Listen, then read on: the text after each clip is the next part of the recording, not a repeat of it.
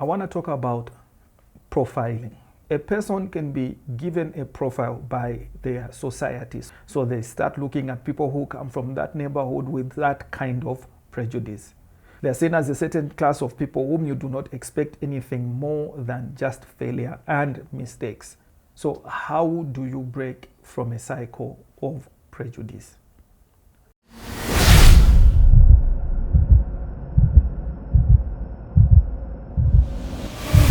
There are people who are born and they are seen as this kind of a character.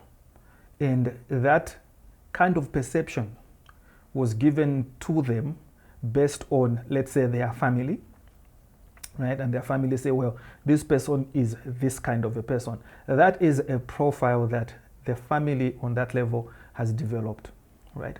And I like to call that a social profile. A person can be given a profile by their society. So start with the family, right? Then go to the neighborhood, right? Then go to a branch level. You know, let's look at it from a branch level. Let's look at it from a region, a province, a nation, a continent, a globe. You've got profiles at all those levels. There are certain neighborhoods that are known for certain things. They'll say, well, in that neighborhood, nothing good comes out of it. So they start looking at people who come from that neighborhood with that kind of prejudice. Prejudice has got its root. It is given birth, or it is given, given life, given breath through profiling. You can see that if a neighborhood can be looked like that, like I said earlier on, right, then a nation can be seen that way. They can say, well, this is a nation of thieves. This is a nation of no goods. This is a nation of elitists. They are the best. Everything good comes from them, right? You can take it onto the continent level. Profiling. Other places have been profiled to be the only places where good comes from. Other places have been places which are known that nothing good comes from there. And sometimes what is tragic is that the people who live in those places, right, they start believing the profiles that have been given to them out of the stereotypes, the prejudice that has arisen out of these things. So how do you break from a cycle of prejudice? Let me go back to the family. I guess that is where I'll start from, to build from there, and how you can break out of a certain profile. I have noticed this, I had seen it growing up. You had people who came to live with a family. Like, well, no, he came to live with an uncle, she came to live with an aunt, or something like that. They kept their younger brothers, or they kept their cousins, their extended family members. They brought them in as dependents. They sent them to school. And some of those people, the way they were looked at, they were looked like they will never get anywhere. They will never get anywhere. They will just, they're good to be dependent, so can't expect anything more. They won't rise in society, let's say, to be seen as equal members and partakers in that society.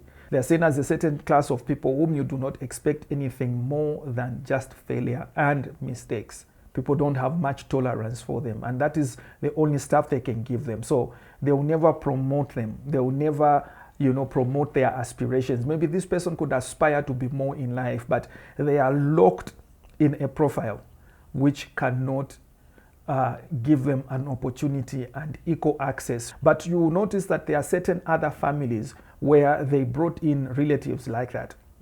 And those relatives, they thrived.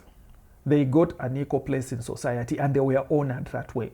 Whilst in some certain families, other people were not honored that way. They remained dependents, relegated to nothing else but servitude.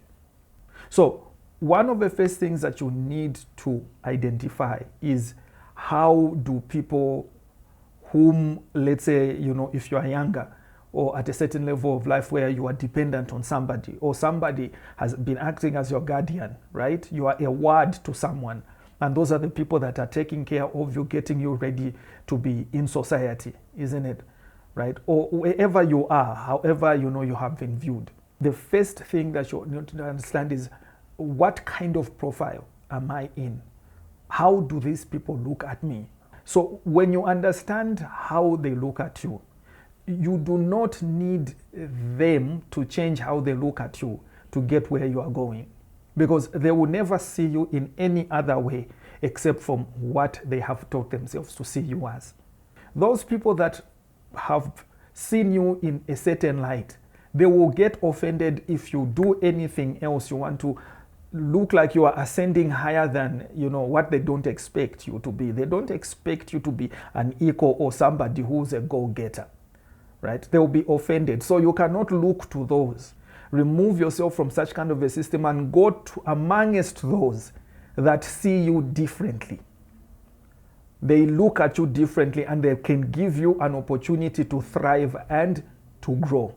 That is where you ought to be. That is how to break out of these stereotypes. This is the way people look at you. Here in Africa, that thing that I've explained about uncles keeping their nieces or keeping orphans and not giving a break to orphans, these people look at you that way. They don't have tolerance for you. In fact, they expect you to walk a tightrope. They expect a certain level of, I call it perfection. You need to be perfect, not to make them angry, right? That's how you'll be locked up. So now, if you feel, no, I want something better, I want something bigger than this, I have a destiny, there's something brimming within you, you need to find another place. You need to find yourself elsewhere. And that is where you will grow. So let us bring it on the level of, let's say, a society. If a society is seen that way, it cannot expect from their masters. They can't expect from their masters to release them so that they can get into what they want. No, they will need to look somewhere else. They need to look somewhere else. Here in Africa, there is a problem of perception. And that perception is not just from the people who perceive us that way. It is also how we perceive ourselves. Look, the person who carries the burden of that prejudice can either choose to live under that prejudice, or they can choose to say, well, there is that bubbling within them. There is the reality of who they are, the truth about who they are. And they want to explore the truth about who they are and act, realize it and be who they see themselves as. You cannot take all of that and place it in the hands of those that see you as a substandard human being. Something for them to laugh at, something for them to keep low. That is what is happening in society. They want to crush you. They cannot see you more than that. Some of them say, well, okay, he thinks or she thinks she wants to be this. Let's see whether she can do it if we do this to her. Some of those people are people that are close to you, right in your own home. Some of them are your sisters, your brothers, your cousins, father, uncle. You understand? Right? These are hard truths, but this, if you see it for what it is, then you can have the wisdom and the strategy on how to make it in life. Some people, when they go through this, they start hating the people who saw them in certain light.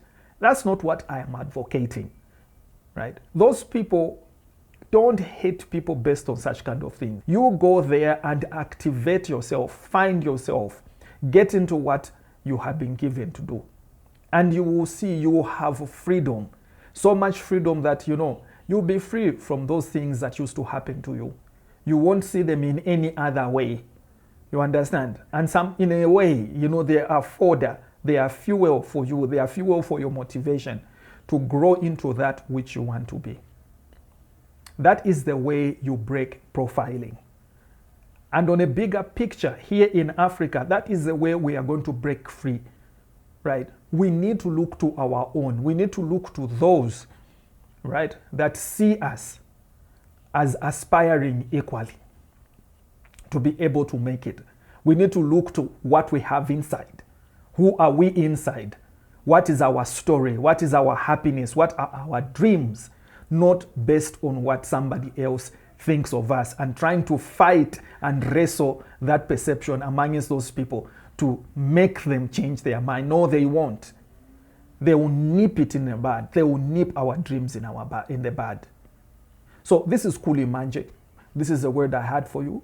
Checking out things that are difficult to deal with, things that we need to talk about. Until next time, cheerio.